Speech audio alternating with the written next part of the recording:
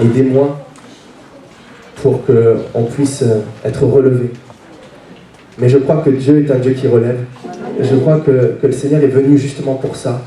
La Bible dit qu'il a été oint pour ça. C'est-à-dire qu'il a eu une onction, la présence de Dieu est descendue sur lui justement pour accomplir ces choses-là. Pour restaurer, pour guérir, pour relever. Et on va parler de foi encore ce matin, et je crois que vous allez me dire, mais c'est simple Vincent, mais c'est tellement simple. La Bible dit que le juste vivra par sa foi.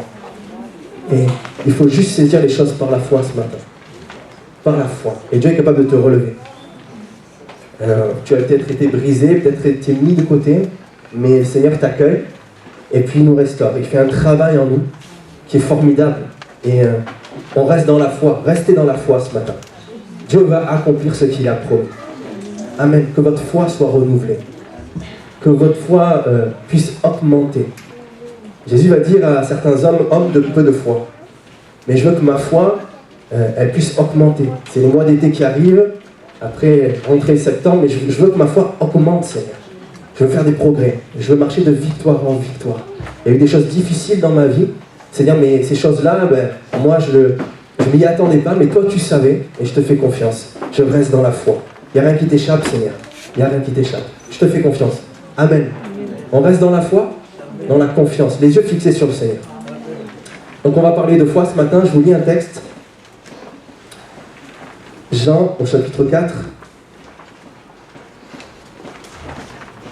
verset 39. On va finir par une histoire. On va finir par un événement qui a pris place, puis on va ajouter un autre événement que Jésus, qui s'est passé dans la vie des disciples, qui s'est passé dans la vie de Jésus. Mais j'aimerais déjà terminer par ce qui s'est passé juste avant, verset 39. Plusieurs Samaritains de cette ville crurent en Jésus à cause de cette déclaration formelle de la femme. La Bible nous parle d'une Samaritaine. La Bible nous dit qu'elle venait puiser de l'eau. Et Jésus était sur ce puits. Et la Bible nous dit, il y a des détails qui sont formidables dans la Bible, et je crois que tous ces détails sont tellement importants. La Bible dit que les disciples étaient en train d'aller acheter à manger, pendant que Jésus parlait avec cette femme. Parce que Jésus voulait vraiment avoir un moment d'intimité avec elle, et lui parler en vérité, et vraiment lui donner la vraie source d'eau vive. C'est ce que Jésus veut faire. Il veut qu'on soit attaché à lui. C'est lui la source. Et Jésus va parler avec cette femme, et puis avoir un long discours. Et puis finalement, elle va vraiment se laisser convaincre, elle va se rendre compte qu'il connaît sa vie, et il va avoir une révélation sur ce qu'elle a fait, sur ce qu'elle est. Et la Bible dit qu'elle va laisser sa cruche, elle va laisser même oublier pourquoi elle était venue, puis elle va retourner au village, puis elle va raconter ce que Jésus a fait. Et elle va dire ces choses-là aux hommes, aux Samaritains qui sont dans son village. Il m'a dit tout ce que j'ai fait. Et à cause de ces paroles, c'est important, à cause de ces paroles simplement, il m'a dit tout ce que j'ai fait. À cause de ces paroles, plusieurs Samaritains vont croire. Vous savez, dans la Bible, on voit que des fois, les gens ont du mal à croire. Et on va le voir. Ont du mal à saisir les paroles de Dieu. Mais il y a des moments vraiment instantanés où des gens croient facilement. Amen. Ils saisissent la parole facilement. Ils obéissent rapidement. Et c'est mon désir, c'est notre désir. On désire vraiment obéir rapidement à Dieu, comprendre rapidement ce qu'il nous demande. Et des fois, à cause de notre foi qui est peut-être lente, la Bible va dire, et Jésus va dire à certains hommes, vous êtes lents à comprendre. Et je prie qu'on soit rapide à comprendre. Et des fois, à cause de la souffrance, à cause d'une incompréhension, à cause d'une mauvaise vision que peut-être on nous a enseignée de Dieu, à cause de certaines choses qu'on croit, à cause de nos croyances, on a du mal à croire ce que Dieu nous dit. À cause de notre éducation, on a du mal à saisir ce que Dieu nous dit. À cause d'un manque d'amour, on a du mal à saisir l'amour de Dieu. À cause d'un manque de pardon dans nos vies, on a du mal à pardonner. À croire que Dieu peut nous pardonner. Mais c'est ça le miracle de la foi. C'est quand je crois, je vois. Et je crois réellement que si tu crois ce matin, tu peux être comme ces Samaritains, simplement, à cause de ce que je vais te dire, à cause de ce que l'Esprit de Dieu va dire, simplement, crois-le, saisis-le par la foi, et tu vas le vivre. Est-ce que ce n'est pas le but de nos rassemblements? Que notre foi, que notre image de Dieu progresse et que nous puissions être attachés à lui. Jésus va dire, demeurez en moi, je demeurerai en vous. Je relisais ce passage cette semaine et ça faisait du bien à mon cœur. Vous savez, des fois on est dans les activités, on sert. Et à un moment donné, on a besoin de se poser. À un moment donné, tous les jours, on a besoin de se poser. Et puis que Jésus nous rappelle les choses, c'est moi la source. Demeure en moi, fais l'effort de demeurer en moi et je demeurerai en toi. Que mes paroles demeurent en toi. Et alors tu vas porter beaucoup de fruits. Le but de Christ, le but de Jésus, c'est qu'il nous fasse porter beaucoup de fruits. C'est ce que Dieu veut, qu'on porte beaucoup de fruits. Jésus dit qu'il nous a choisis, qu'il nous a établis afin que nous puissions porter beaucoup de fruits. Amen. C'est ce que Dieu veut. Je crois, Seigneur, ce matin. Ça prend, je vous dis vraiment, ça prend de la foi de monter sur l'estrade et de parler. Ça prend de la foi peut-être de venir dans ce lieu. Il faut de la foi pour croire que mon mariage peut être restauré. Il faut de la foi pour croire que mes enfants vont être sauvés. Il faut de la foi pour faire telle ou telle prière. Il faut de la foi pour croire que je vais être guéri. Il faut de la foi. La Bible dit sans la foi, il est impossible de lui être agréable. Mais Dieu, dès que Dieu voit de la foi, il agit, il se manifeste. Crois-le. Crois ce matin que juste croire ses paroles suffit à Dieu à se manifester et à agir. Amen. Verset 39, on relit ensemble.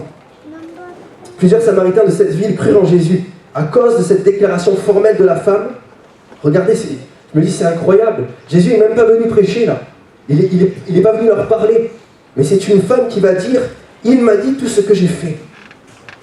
Aussi quand les Samaritains virent le trouver, ils le prièrent de rester auprès d'eux. Amen. Et il resta là 2 jours. Un beaucoup plus grand nombre crurent à cause de sa parole. Et il disait à la femme, ce n'est plus à cause de ce que tu as dit que nous croyons, car nous l'avons entendu nous-mêmes. Et nous savons qu'il est vraiment le sauveur du monde. Verset 43.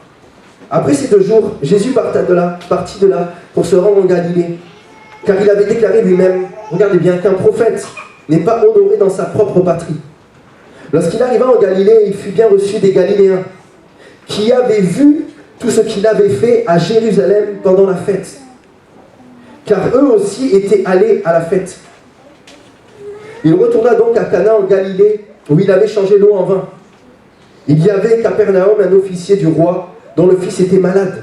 Ayant appris que Jésus était venu de Judée en Galilée, il alla vers lui et il le pria de descendre et de guérir son fils qui était près de mourir.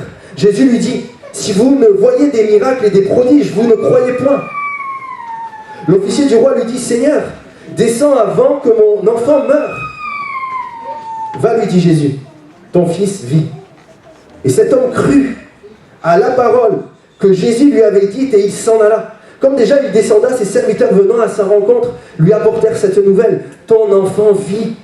Il leur demanda à quelle heure il s'était trouvé mieux et ils lui dirent, hier, à la 7e heure, la fièvre l'a quitté. Le père reconnut que c'était à cette heure-là que Jésus lui avait dit, ton fils vit. Et il crut, lui et toute sa maison. Jésus fit encore ce second miracle lorsqu'il fut venu de Judée en Galilée. Amen. On peut prier pour cette parole. Seigneur, merci pour ta parole. Nous prions pour les cœurs, qu'ils soient ouverts à ta parole. Seigneur, que la foi naisse. Tu dis que la foi, elle vient de ce qu'on entend de la parole de Christ. Pourtant, Ésaïe dira, mais n'ont-ils pas entendu la prédication? Et certains n'ont pas cru, Seigneur, mais je prie que ce matin, tous croient. Le plus grand nombre croit. Seigneur, tes paroles, nous voulons croire tes paroles, comme cet homme, cet officier a cru. Au moment où tu lui as parlé, au moment où la parole est sortie de ta bouche, il a cru. Simplement, il a cru et il s'en alla. Je prie maintenant que, alors que la parole est prononcée, qu'elle travaille les cœurs, que nous puissions croire et nous en aller. Mais croire ce que tu nous as dit et ce que tu veux faire. Au nom de Jésus. Amen. J'aimerais juste relire ce verset. Verset 45. Le verset 45 nous dit, lorsqu'il arriva en Galilée, où il avait changé l'eau en vin, il y avait à Capernaum un officier du roi, c'est pas ça que je veux lire, excusez-moi, 45. Lorsqu'il arriva en Galilée, il fut bien reçu des Galiléens, qui avaient vu tout ce qu'il avait fait à Jérusalem pendant la fête, car eux aussi étaient allés à la fête. Puis, je voudrais juste vous lire avec vous ce qui s'est passé à cette fête. C'est court, Jean 2, versets 23 à 25. Pendant que Jésus était à Jérusalem à la fête de Pâques, plusieurs crurent en son nom. Tout est important, regardez bien. Plusieurs crurent en son nom, voyant les miracles qu'il faisait. Mais Jésus ne se fiait point à eux. Fier, c'est faire confiance. Il ne leur faisait pas confiance. Jésus ne se fiait point à eux, parce qu'il les connaissait tous. Et parce qu'il n'avait pas besoin qu'on lui rendît témoignage d'aucun homme, car il savait lui-même ce qui était dans l'homme. Amen. Dieu sait exactement. C'est important. Dieu sait exactement ce qui donne de l'énergie à ma foi ce matin. Il sait ce qui crée la vie en toi. Il sait ce qui anime ta foi. Et je crois que dans la foi, il y a des étapes. Il y a des étapes dans la foi. Et je crois que ce que Dieu veut, c'est que ma foi augmente. Que ma foi, que je crois rapidement, comme je disais. Et Jésus dit qu'il va retourner dans ce lieu où les gens n'acceptent pas forcément sa parole. Où les gens n'acceptent pas le prophète. Et il va dire qu'un prophète dans son pays n'est pas honoré dans sa propre patrie. Un prophète n'est pas honoré. Ça veut dire quoi? Le rôle du prophète, c'est de quoi? Ok, mais c'est de quoi? C'est de parler. C'est de parler de la part de Dieu. C'est de parler de la part de Dieu. Son rôle principal, c'est de recevoir les paroles et de parler de la part de Dieu. Quand vous voyez Jérémie dans l'Ancien Testament et beaucoup d'autres prophètes, ils parlaient de la part de Dieu. Ça venait de la parole. Et la Bible dit que chez lui, les gens avaient du mal à entendre sa parole, à croire la parole. Alors Jésus va dire, mais si vous ne voyez pas des miracles et des prodiges, vous ne croyez pas. Et ce que Jésus est en train de leur dire, votre foi, elle est conditionnelle à ce que vous voyez et ce que vous ne voyez pas. C'est malheureux quand même. Qu'est-ce qui anime ma foi? Qu'est-ce qui anime ma foi ce matin? Est-ce que ce qui anime ma foi, c'est juste ce que je vois? Et si je ne vois pas, alors je ne crois pas? C'est ce que Thomas va dire. Il va dire, si je ne touche pas, si je ne vois pas les marques, ben je ne croirai pas. Déjà, il se limite.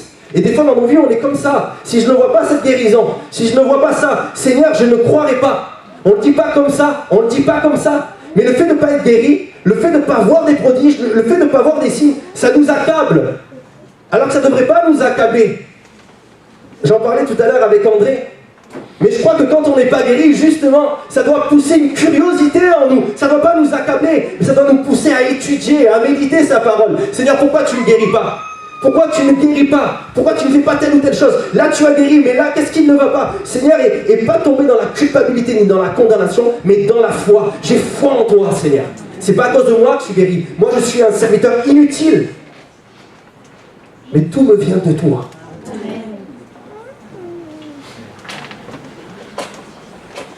Et Jésus va arriver dans ce lieu et il va dire ces paroles.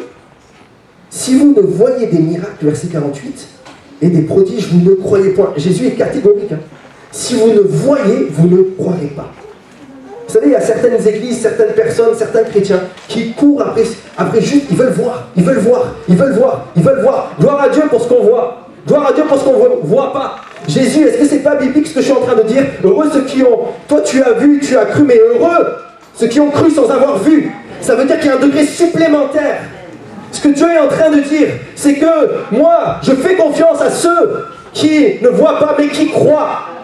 Mais je ne me fie pas à ceux qui croient juste quand ce qu'ils voient, qui me remercient que quand je donne, que quand ils voient, croient avant d'obtenir.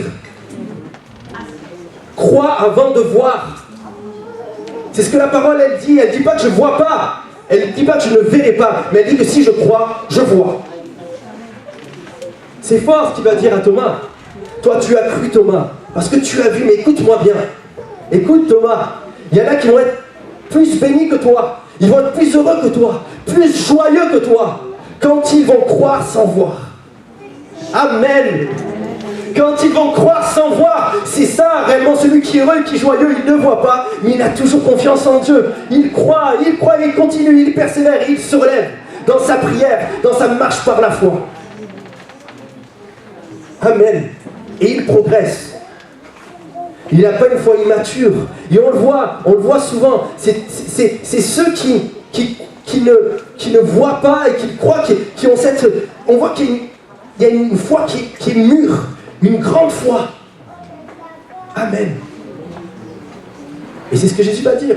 Il ne se fiait pas à eux. Il savait ce qu'il y avait dans leur cœur. Et des fois on est comme ça, on veut voir quelque chose.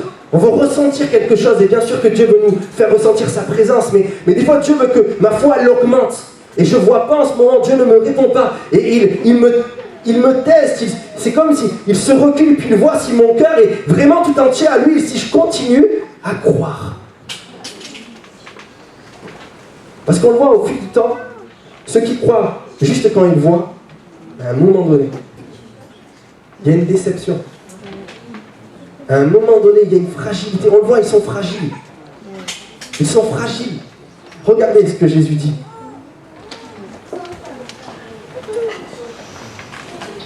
Verset 43. Après ces 2 jours. Après ces 2 jours. De quels 2 jours il parle? Il parle des 2 jours qu'il a passés avec les Samaritains. D'accord? Et regardez, pendant ces 2 jours, je me dis, c'est incroyable ce qui s'est passé.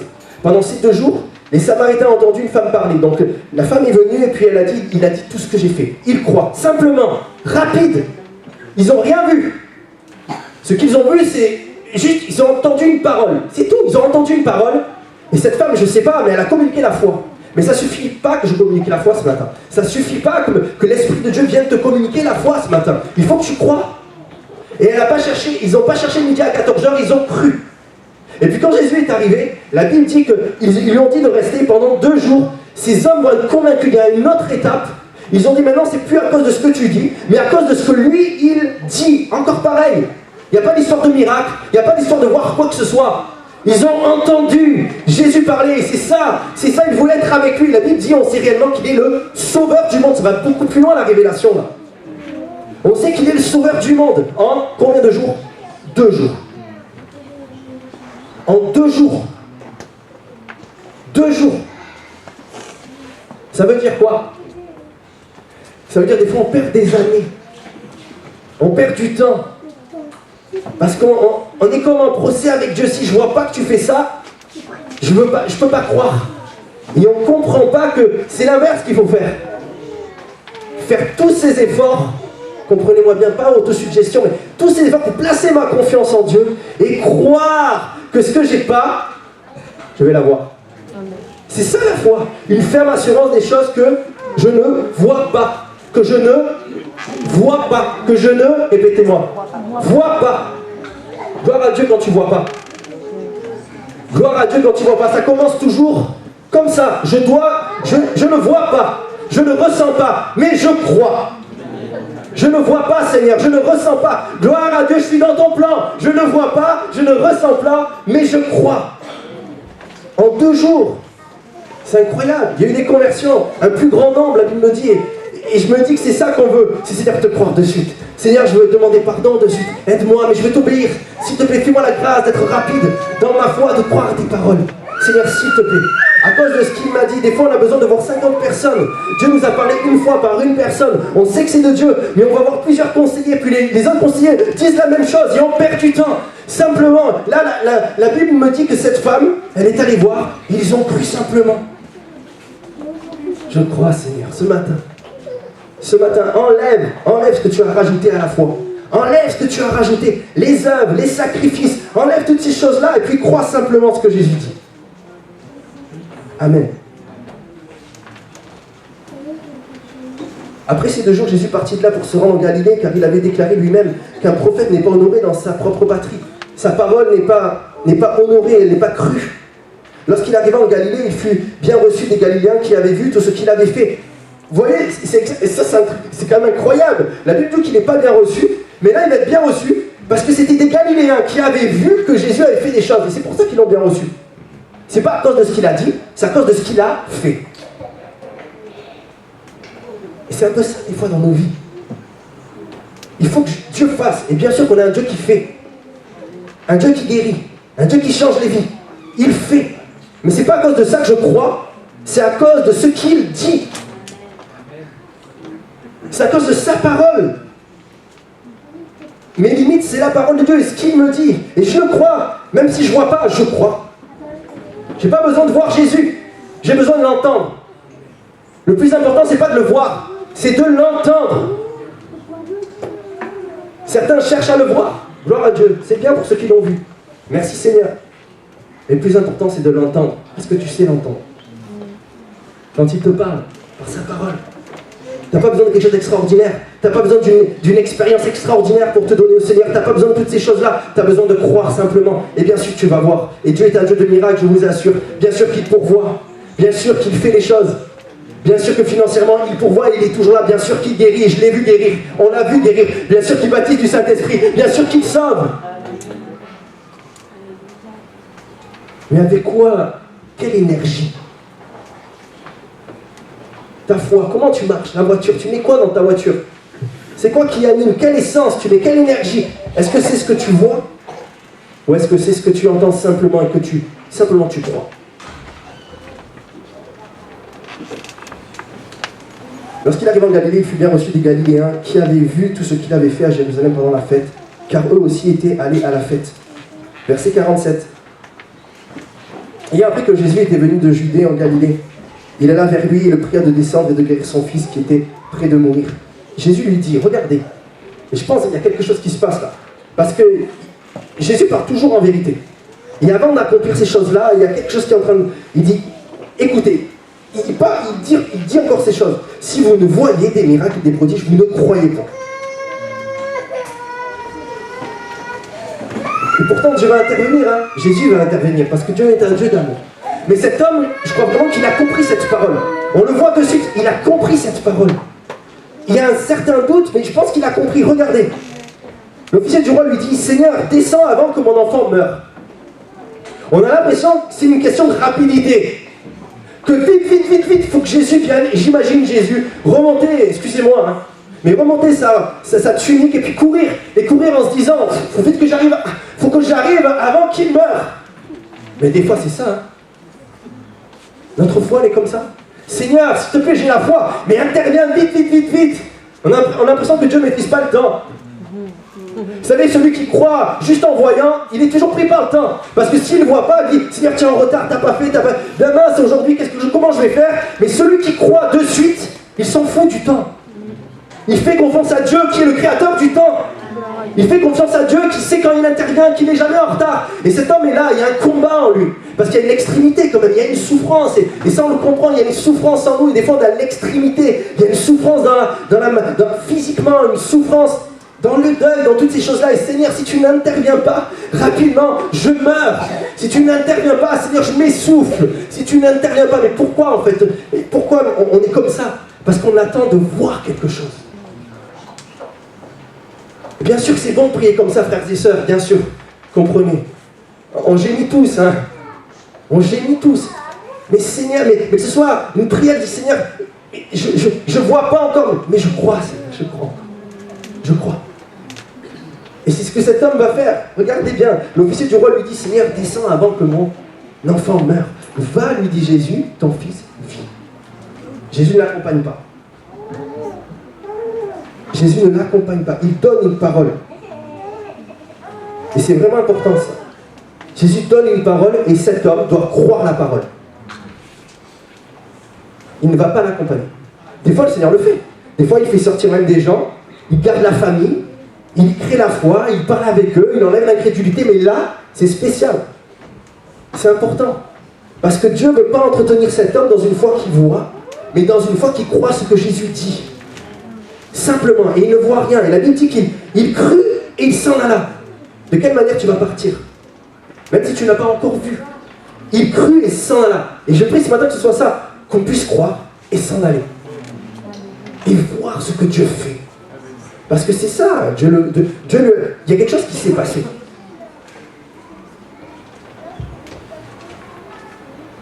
Et cet homme crut à la parole que Jésus lui avait dite et il s'en alla.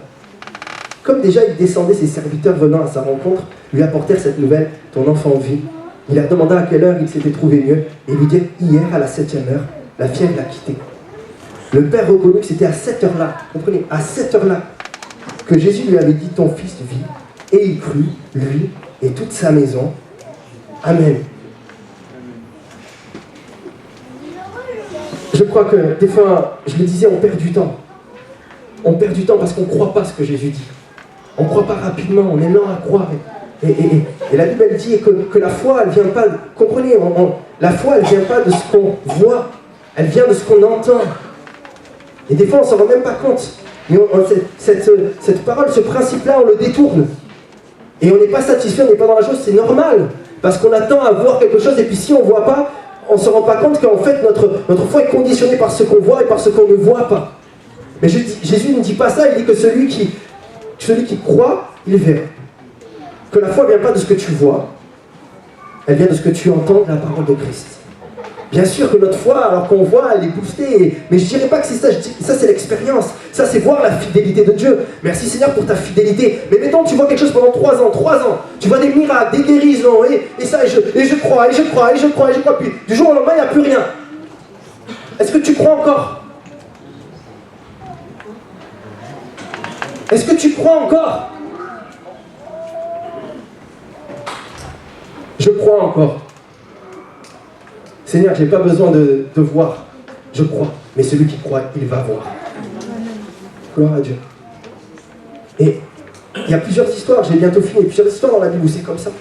Jésus va aller voir Lazare et cet homme est mort. Et puis Marthe et Marie sont là. Et puis il dit, mais Seigneur, ça fait 4 jours. Il sent déjà, Seigneur. Tu es arrivé trop tard. Et puis Jésus va dire quelque chose à Marie, à Marthe. Il va dire, mais si tu crois, tu verras. Ne t'ai-je pas dit que si tu crois, tu verras? Ne t'ai-je pas dit que si tu vois, tu croiras? Non, que si tu crois, tu verras. Je ne suis pas arrivé trop tard. Pour ceux qui croient sans voir, c'est toujours la bonne heure. C'est toujours la bonne heure, je crois, Seigneur, je ne suis pas en retard. J'ai rien loupé de ma vie. Des fois, on a l'impression de tout louper. Des fois, on a l'impression de ne pas rentrer dans les plans de Dieu. Mais crois simplement, arrête d'avoir une foi compliquée. Sois simple dans ta foi. Soyez simple dans votre foi. Seigneur, tu me dis ces choses-là, heureux ceux qui sont tristes, ils seront consolés. Je le crois. Tu dis que celui qui confesse ses péchés, eh bien, il est sauvé. Mais je le crois, Seigneur, j'ai soif de toi. Viens faire une œuvre en moi et je le crois. Je crois que tu œuvres en moi. Je t'ai prié pour mon mari, je t'ai prié pour mon épouse. Je le crois, même si je ne vois pas. Je crois, je ne perds pas de temps avec ces choses-là. Je ne perds pas de temps. Mais je crois. Amen.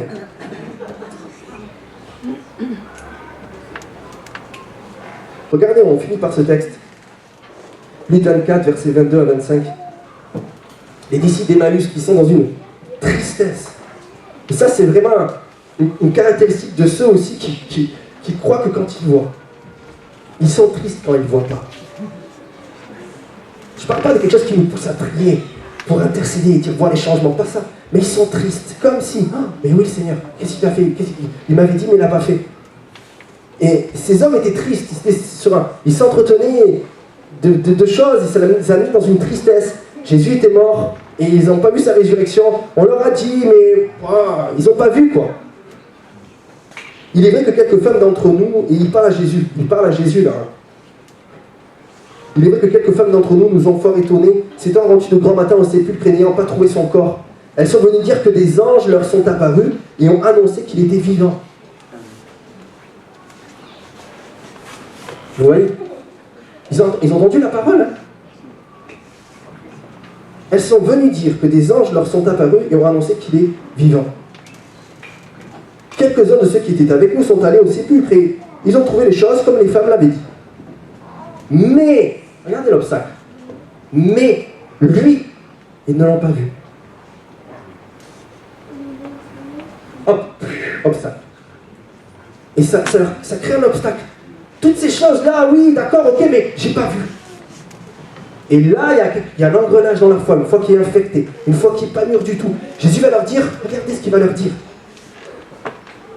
Alors Jésus leur dit, oh, ô homme, sans intelligence, et dont le cœur est lent à croire tout ce qu'ont dit les prophètes. Vous savez, la foi, c'est quelque chose d'extraordinaire. La foi dans la parole de Dieu, ça m'éclaire, ça me donne de l'intelligence. Ça me révèle les choses. Je comprends mieux quand je crois à la parole de Dieu. Mais quand je ne crois pas, et quand je veux voir, je n'ai pas d'intelligence. Et Dieu leur dit, mais vous êtes sans intelligence. Vous êtes lents à croire. Vous êtes devenus lents à croire. Parce que vous voulez voir pour croire. Toute la parole, pourtant, les paroles devraient vous suffire, mais pourtant, ils se limitent. Ils disent, mais pourtant, lui, on ne l'a pas vu. Et pourtant, Seigneur, ça, tu ne l'as pas fait. Pourtant, Seigneur, on m'avait dit ça, il y a une parole de prophétie sur ma vie, on a déclaré sur ma vie que je serais ci, que je serais là. Et pourtant, Seigneur, tu ne l'as pas fait. Seigneur, je ne l'ai pas vu s'accomplir. Tu m'avais dit ça, tu m'avais dit ci. Crois ce que Dieu te dit. Pas ce qu'un homme te dit. Crois ce que la parole, elle te dit. Et qu'on ne soit pas comme ces hommes qui disent, ben, si on ne voit pas, on ne croit pas. Et Jésus va leur dire, mais si vous ne voyez pas, vous ne croyez pas. Cet homme-là, cet officier-là va carrément changer. Et il va dire, à l'instant où Jésus va lui donner la parole, il va croire. Et il y a l'instant où cette parole a été donnée, et c'est pour ça qu'il dit, mais à quelle heure? À l'instant où la parole est sortie de la bouche de Christ, il s'est passé quelque chose. À l'instant où Dieu te donne, des fois on perd du temps, parce qu'on ne la saisit pas. À l'instant où la parole, elle sort de la bouche de Dieu, c'est pour manifester quelque chose. Et si je la crois, eh bien à l'instant même, je suis restauré, je suis guéri, je suis dans la joie, je suis encouragé à l'instant même. Mais si je tarde en disant, ouais, parole, ce matin encore, toujours la même chose, parole, cause toujours. Mais des fois, on est un peu comme ça. On n'a pas vu grand-chose. Non, j'ai pas besoin de voir. Je crois. Et je vous garantis que votre foi, elle va devenir solide. Solide. Une foi mûre. Une foi rapide. Lent à croire, ça veut dire qu'on peut être rapide à croire aussi. Amen. Et cet homme-là, il a contaminé toute sa famille. La Bible dit que toute sa famille va croire. Et cette foi-là, elle est contagieuse. Mais la foi de ceux qui te disent, viens, on va là, on voit plein de choses. Viens, on va à cette conférence, on voit plein de choses. Viens là, c'est bien les rassemblements. Mais si c'est juste pour voir, laisse tomber. Si c'est juste pour voir ce que tu ne vois pas peut-être dans ton église, laisse tomber.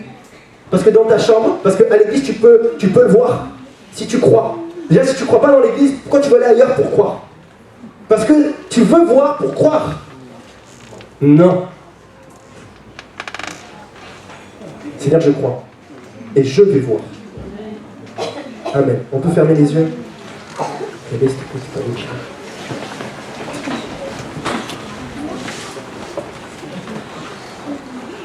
Seigneur, merci pour ta parole.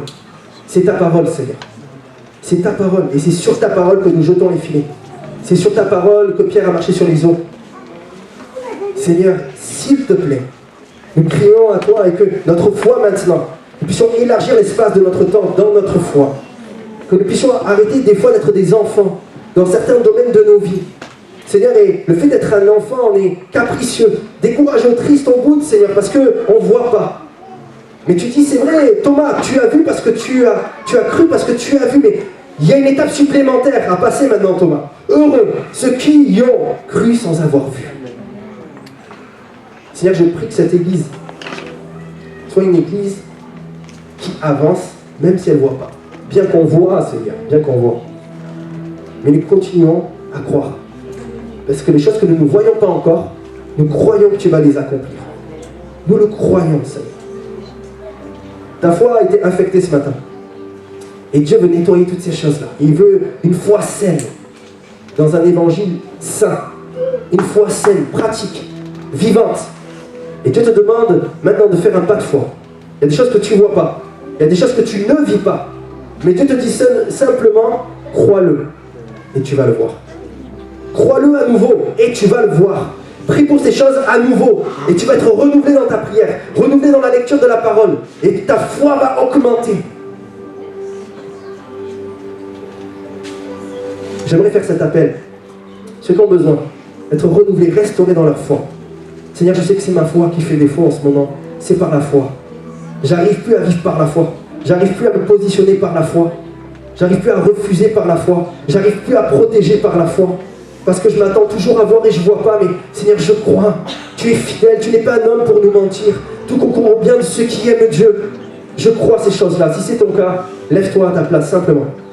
Et comme Thomas, arrête de dire ces choses-là, mais simplement, Seigneur, même si je ne vois pas, je crois.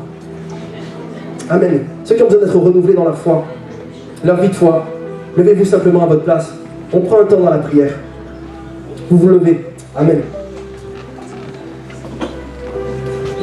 Une foi vivante. Une foi pratique. Gloire à Dieu, je te fais confiance, Seigneur. Si vous ne voyez pas, vous ne croyez pas. Non. Seigneur, quand tu parles, je crois. Quand tu parles, je crois. À l'instant où tu parles, je crois, Seigneur. À l'instant où la parole est apportée, je crois.